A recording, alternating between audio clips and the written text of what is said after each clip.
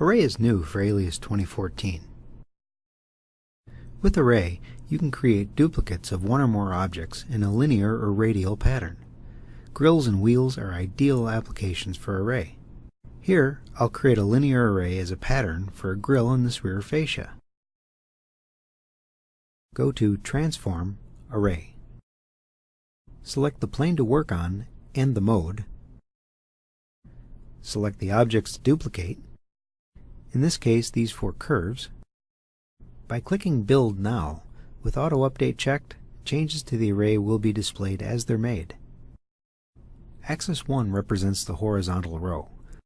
I'll start with 20. The surfaces I'll be working with are on the left side of vehicle, so I'll need a negative value for spacing.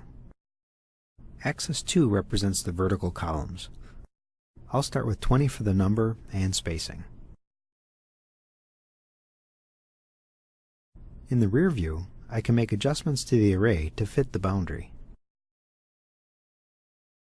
For more visual interest, checking Stagger for Axis 2 offsets every other column half of the spacing value. Here I've completed the grill by trimming and adding draft surfaces to the openings created by the array. Radial mode creates an array in circular fashion. Radial controls the radius, and angular controls the radial rows. Using this circle, I'll start with the radial number of 4 and spacing of 150.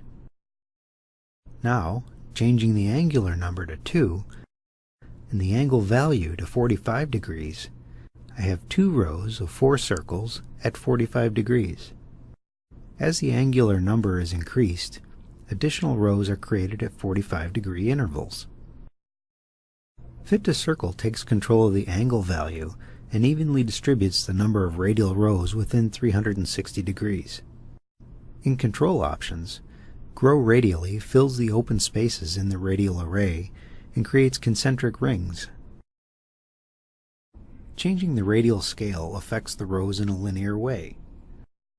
Reducing the scale to 0.5 reduces the last object to 50% of the first object and averages the scale in between. Changing the angular scale affects the rows in a radial manner, starting with the axis row and moving counterclockwise.